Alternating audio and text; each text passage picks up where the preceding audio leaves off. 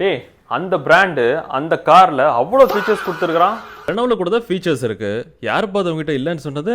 ஃபீச்சர்ஸ்க்காகலாம் car வாங்காதீங்க. அந்த வண்டியோட இன்ஜினியரிங்கை புரிஞ்சுட்டு கார் வாங்குங்க. இந்த வண்டியில 280 Nm டார்க்னு சொல்றானே, அது போதுமா? நீ ஹைவேல போய் ஓவர்டேக் பண்ணி பாரு, உனக்கு நல்லாவே புரியும். வெளியே இந்த பிரைஸுக்கு 1.5 லிட்டர் டர்போ வண்டி விற்கிறாங்க தெரியுமா? See, numbers doesn't matter. First of all, 1.3 litre turbo இன்ஜினை நீ எங்க யூஸ் பண்ண போற? தெரியலையே, டர்போ எப்படி யூஸ் பண்றது கொஞ்சம் சொல்ல. ரொம்ப சிம்பிளாக சொல்லணும்னா இந்த 2000 to 3000 RPM ரேஞ்ச் இருக்கு இல்லையா, இதை தான் வந்து யூசபிள் பவர் ரேஞ்சுன்னு சொல்லுவாங்க. இதை இன்னும் சிம்பிளான டேர்ம்ஸில் டார்க் பேண்ட் அப்படின்னு சொல்லுவாங்க. மைண்டில் வச்சுக்கோ. அதிகமான ஏரை இன்ஜின்குள்ளே தள்ளும் போது இன்ஃபேக்ட் இந்த நியூ ரெனோ டஸ்டரில் அந்த ஏர் இன்டேக் வால்வோட சவுண்டை நல்லாவே உன்னால் கேட்க முடியும். இதை மாதிரி செய்கிறதுனால நல்ல பவர் டெலிவரி கிடைக்கும். அதே சமயம் இன்ஜினும் ஸ்ட்ரெஸ் ஆகாது.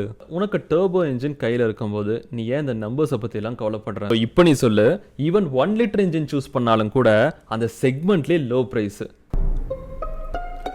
ஓஹோ, அப்படியே விஷயம். உனக்கு டஸ்டரோட ரோட் ப்ரெசன்ஸ் கிடைச்சிரும்.